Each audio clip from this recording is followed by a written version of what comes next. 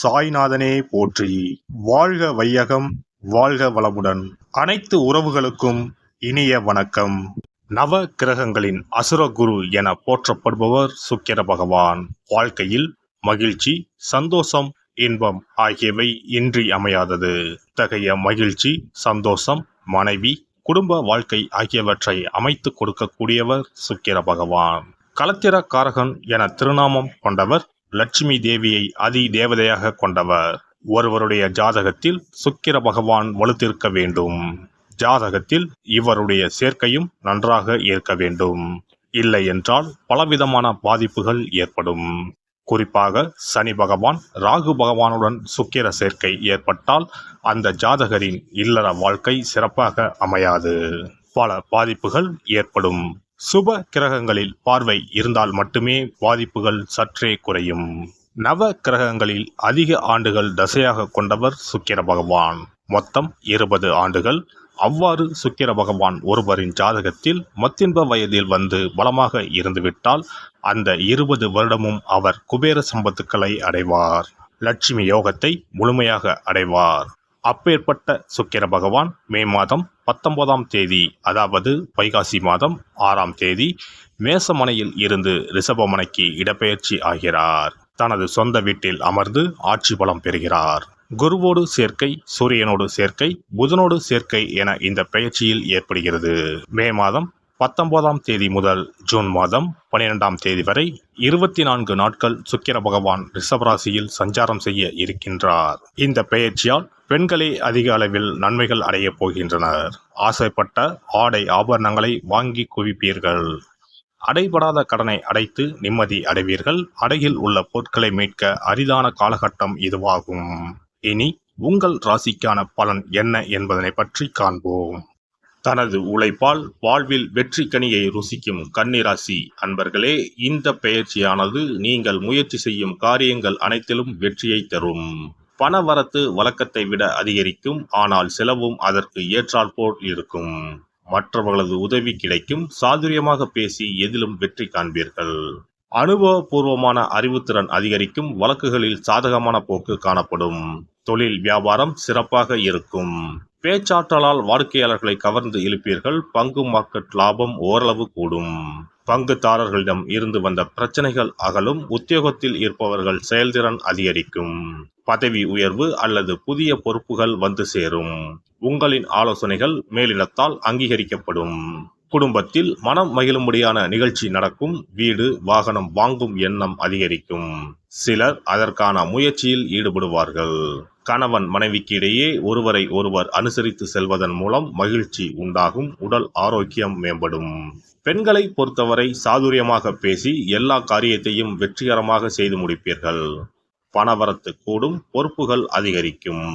அரசியல்வாதிகள் அனைவரையும் அரவணைத்து செல்வீர்கள். கட்சி மேலிடத்தின் கனிவான பார்வை உங்கள் மீது விழுந்து உங்கள் கோரிக்கைகள் அனைத்தும் நிறைவேறும். அரசு அதிகாரிகளும் உங்கள் நேர்மையான ஆலோசனைகளை மதித்து நடப்பார்கள். அவர்களால் உங்களின் செல்வாக்கு தொண்டர்களிடம் உயர்ந்து காணப்படும்.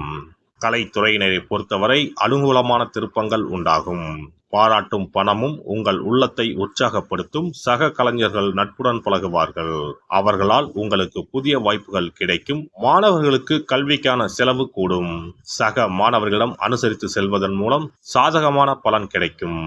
நட்சத்திர பலன்கள். உத்திரம் நட்சத்திரம். இந்த பெயர்ச்சியானது மன தடுமாற்றம் உண்டாக்கலாம். செலவு கூடும். நீண்ட நாட்களாக சந்தான பாக்கியம் இல்லாதவர்களுக்கு தெய்வ அனுகூலத்தில் குழந்தைகள் பிறக்கும். வாழ்க்கை துணை அன்புடன் இருப்பர். பிறமொழி பேசுபவர்கள் உங்களுக்கு உதவி செய்வார்கள்.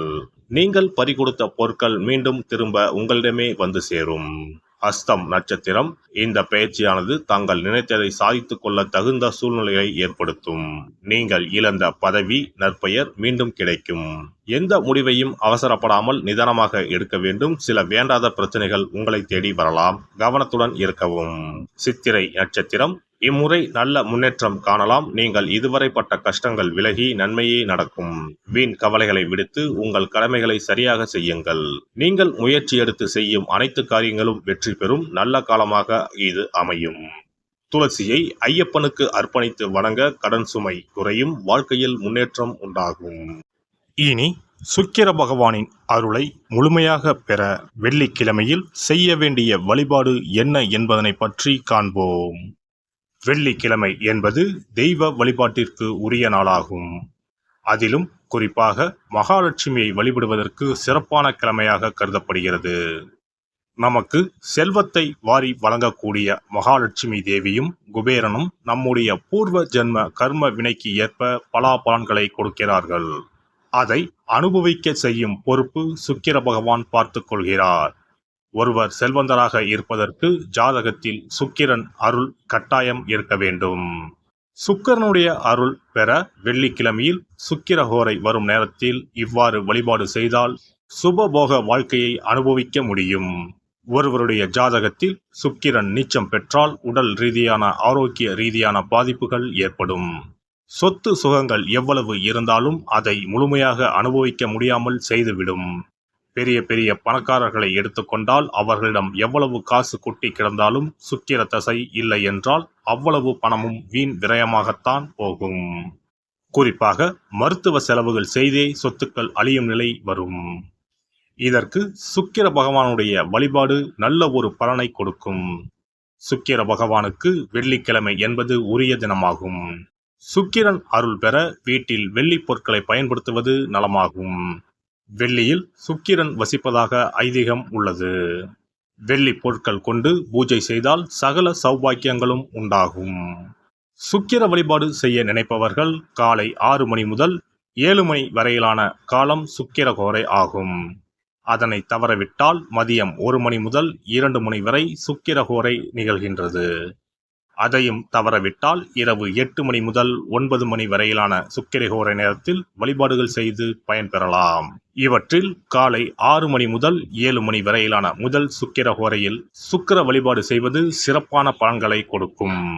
காலை முதல் மாலை வரை உபவாசம் இருந்து சுக்கிர பகவானுக்கு உரிய காயத்ரி மந்திரத்தை உச்சரித்து கல்கண்டு சேர்த்த சர்க்கரை பொங்கலை நைவேத்தியம் படைத்து வெள்ளை நிற பூக்களால் அர்ச்சனை செய்ய வேண்டும். சுக்கிர தசை நடப்பவர்களும் சுக்கிரன் நீச்சம் பெற்ற ஜாதகக்காரர்களும் இந்த வழிபாடு செய்வது சிறப்பான பலன்களை கொடுக்கும். சுக்கிர தசை நடக்கும் பொழுது சுக்கிர வழிபாடு செய்து வர வருமானத்தை சுகமான வாழ்க்கை வாழ்வதற்கு உரிய வகையில் பயணிக்க செய்யும். வீடு நிலம் வாங்குவது, ஆடம்பர பொருட்கள் சொத்துக்கள் போன்றவற்றை வாங்க வைக்கும். அதுவே சுக்கிரன் நீசம் பெற்ற காலத்தில் இந்த வழிபாடு செய்பவர்களுக்கு வீண் விரயங்கள் இல்லாமல் ஓரளவிற்கு வறுமையிலிருந்து பிழைக்கச் செய்யும். வெள்ளிக்கிழமையில் நவக்கிரக கோவிலுக்கு சென்று சுக்கிர பகவானுக்கு வெள்ளை வஸ்திரம் சாற்றி வழிபாடு செய்யலாம். வெள்ளை நிற நைவேத்தியங்கள் தயார் செய்து கோவிலில் வரும் பக்தர்களுக்கு தானம் செய்யலாம். இவ்வாறு செய்து வர சுக்கிரனின் முழு அருளும் கிடைக்கப் பெற்று வாழ்வில் உயரிய நிலையை அடைவீர்கள்.